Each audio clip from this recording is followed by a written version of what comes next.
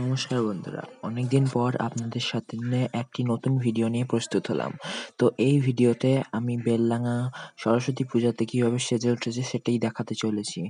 তো বেশি দেরি না করে ভিডিওটা স্টার্ট করা যাক, এবং যদি আপনাদের ভিডিওটি ভালো লেগে থাকে তাহলে লাইক, কমেন্ট, শেয়ার অবশ্যই করে দেবেন। তো চলুন, অলরেডি ভিডিওটা স্টার্ট হয়ে গেছে ব্যাকগ্রাউন্ডে, তো চলুন ভালো করে স্টার্ট করা যাক।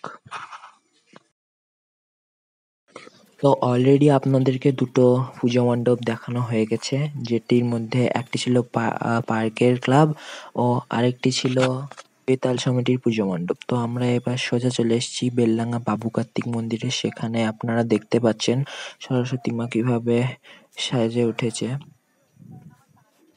তো চলুন।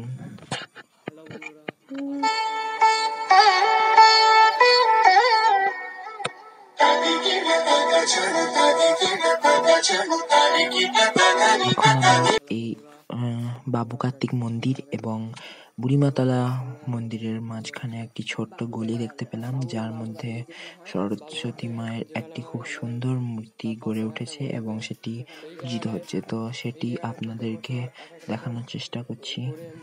তো দেখুন এখানে সরস্বতী মা কিভাবে সেজে উঠেছেন।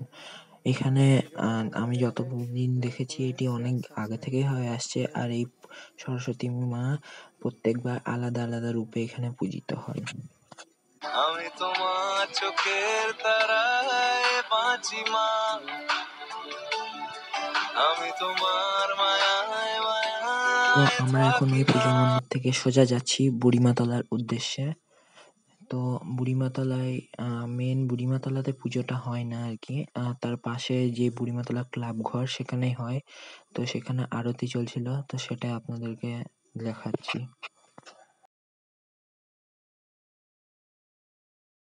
তো এখন আমাদের গন্তব্যস্থান হচ্ছে তাঁতিপাড়ার পুজো মণ্ডপ। তো এখানে আমরা অলরেডি পৌঁছে গেছি, আর এখানে খুব সুন্দর আলোক ব্যবস্থা ছিল, যাতে সরস্বতী মাতার মূর্তি আরো সুন্দরভাবে দেখাচ্ছিল। তো ওখান থেকে বেরিয়ে আমরা চলে যাব, ওখানে একটি মন্দির ছিল যার নামটা ছিল এই বুলেট ক্লাব। তো আপনারা দেখতে পাচ্ছেন বুলেট ক্লাবের পুজো কিভাবে হয়েছে। এখানে মাকে খুব সুন্দরভাবে গড়ে তোলা হয়েছে। তো এখন আমরা পৌঁছে গেছি ঘোষপাড়ার ঠাকুর দেখতে। তো এখানে মাকে অনেকটি বড় মূর্তি দিয়ে পূজিত হয়েছে। আর আমরা এখন চলে এসেছি মণ্ডপতলা, যেখানে খুব সুন্দরভাবে সাজানো হয়েছে। আমি যতদূর দেখলাম সেখানকার মধ্যে সব থেকে ভালো মণ্ডপতলাতেই দেখলাম এতক্ষণের মধ্যে সাজানোর দিক দিয়ে। তো এখন আমরা চলে এসেছি চ্যাটার্জি পাড়ার ঠাকুর। এখানে প্রত্যেকবারই অন্যতমভাবে সরস্বতী মায়ের মূর্তি গড়ে তোলার চেষ্টা করেন এখানকার ক্লাবের যারা থাকে তারা। তো আমরা এখন চলে এলাম আরেকটি পুজো মণ্ডপে, যেখানে সরস্বতী মাকে খুব সুন্দরভাবে গড়ে তোলা হয়েছে। আর সেখান থেকে সোজা আমরা চলে গেলাম বাথানগড়ের বুড়ো শিবের মন্দিরের দিকে। তো সেখানে সরস্বতী মাকে খুব সুন্দরভাবে গড়ে তোলা হয়েছে, কিন্তু অন্যবারের তুলনায় যত সম্ভব এবারের সরস্বতী মায়ের মূর্তি একটুটা হ্রাস পেয়েছে। তো সেখান থেকে সোজা আমরা চলে গেলাম কালী ক্লাব, সেই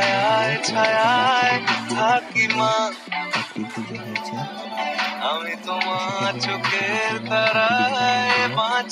এখানেও খুব সুন্দরভাবে পুজো হয়েছে। এখানে কোনো সন্ধে পুজো চলাকালীন আমরা গিয়েছিলাম, তো সেই দৃশ্য আপনাদের সামনে তুলে ধরার চেষ্টা করছি। তো এখান থেকে আমরা সোজা গেলাম দরগাতলা, যেখানে গাছের নিচে এই সরস্বতী মা পূজিত হয়েছে। ভিডিও শেষ প্রান্তে এসে আমরা দেখাচ্ছি